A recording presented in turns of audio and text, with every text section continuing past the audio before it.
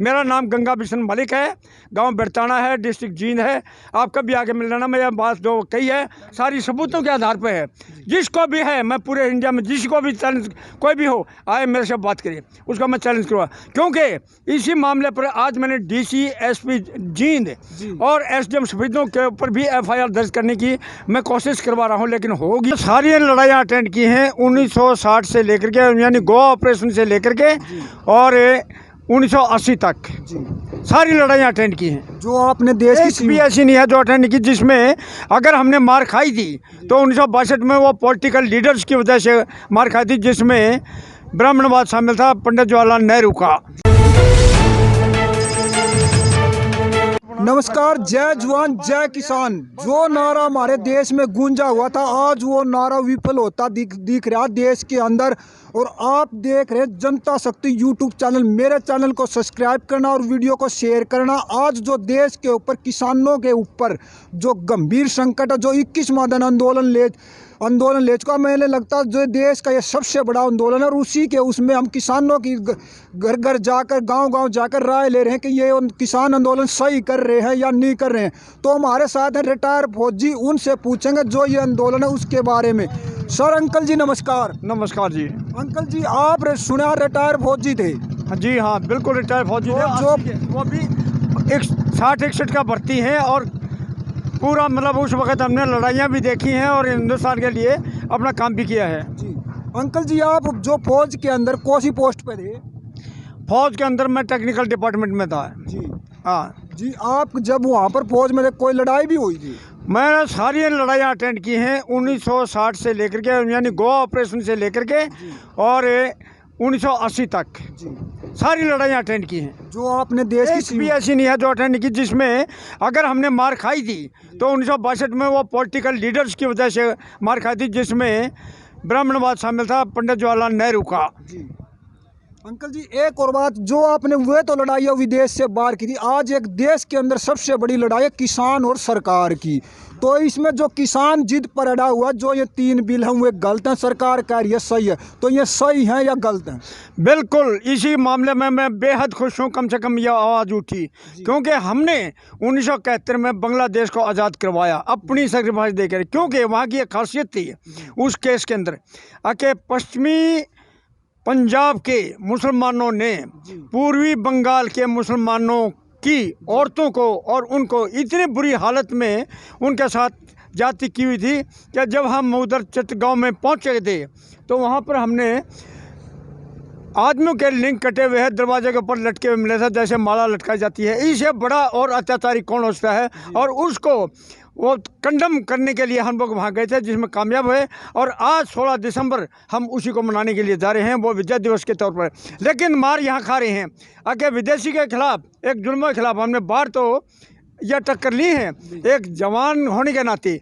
उसके साथ साथ में किसान भी हूँ और किसान का बेटा भी हूँ और विश्व बुलावर भी हूँ। जो अपने अंदरूनी जो अपने देश के अंदर गद्दार हैं उनके खिलाफ मेरी आवाज़ बुलंद रहती है हमेशा।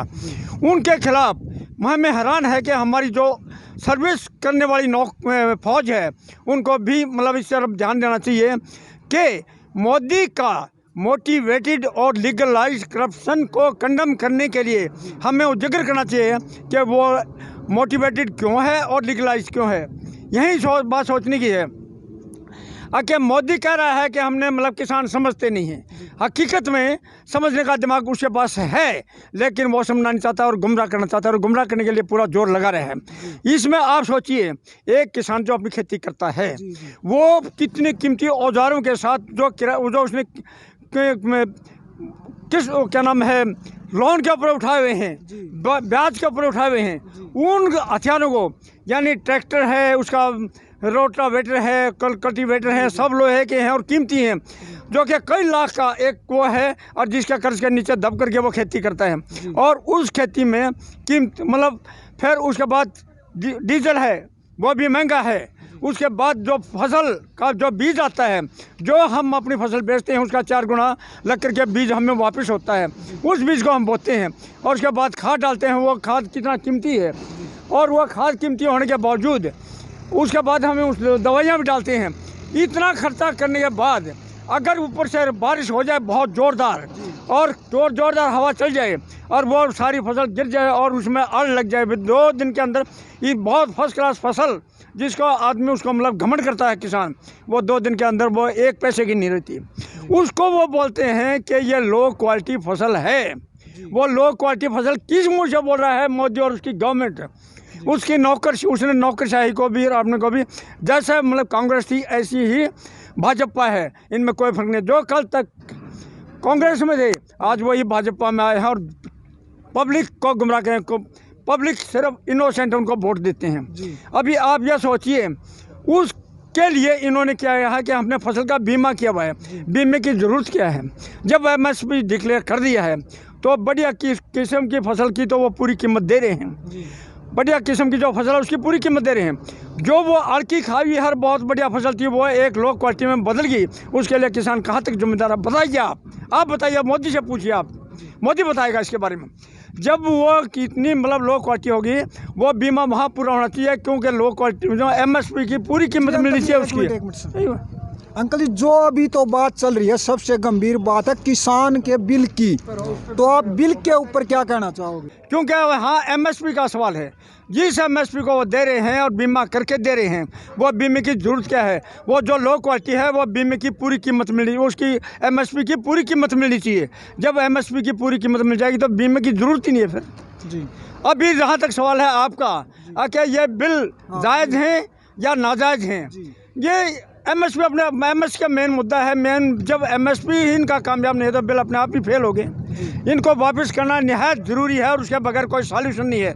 मैं तो बल्कि अपनी डिफेंस फोर्सेस को यही कहूँगा कि जो वो भी किसान के लड़के हैं और पुलिस में हैं वो भी किसान के लड़के हैं, पुलिस और डिफेंस के अंदर भी इन्होंने फ़र्क डाला हुआ है। अगर आप उनकी गहराइयों में जाके देखेंगे तो फौज के अंदर फौज को मतलब बिना दिमाग का बताया गया था, जो कि 15 दिन के अंदर एक लड़ाई को कामयाब करने वाले हैं। अगर आप मानो कि फौज में बुज़दिल बेकार आदमी हैं तो फौज का इतना जिम्मेदार बॉर्डर इनकी वो जो 2 नंबर के और जो जमाखोर हैं उनकी सुरक्षा के लिए मोदी इतना जिम्मेदारी क्यों माने हुए है, जबकि किसान को वो ठोकरों में मिलाना चाहता है? उसको बेज़बान भी कर दिया है इन्होंने और उसको भिखारी बनाने के लिए उसको और भी भिखारी बनाने पर तुला हुआ है। अंकल जी, आप जो फौजी भाई उनके बारे में क्या कहोगे इस किसान आंदोलन के बारे में?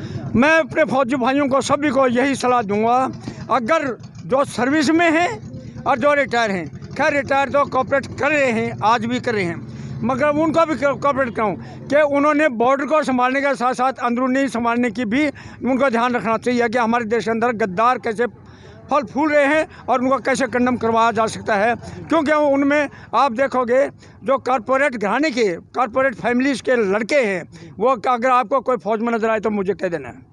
मेरा नाम गंगा बिशन मलिक है, गांव बरताना है, डिस्ट्रिक्ट जींद है। आप कभी आगे मिल लेना, मैं यह बात जो कही है सारी सबूतों के आधार पर है। जिसको भी है, मैं पूरे इंडिया में जिसको भी चैलेंज कोई भी हो आए मेरे से बात करिए, उसको मैं चैलेंज करूँगा।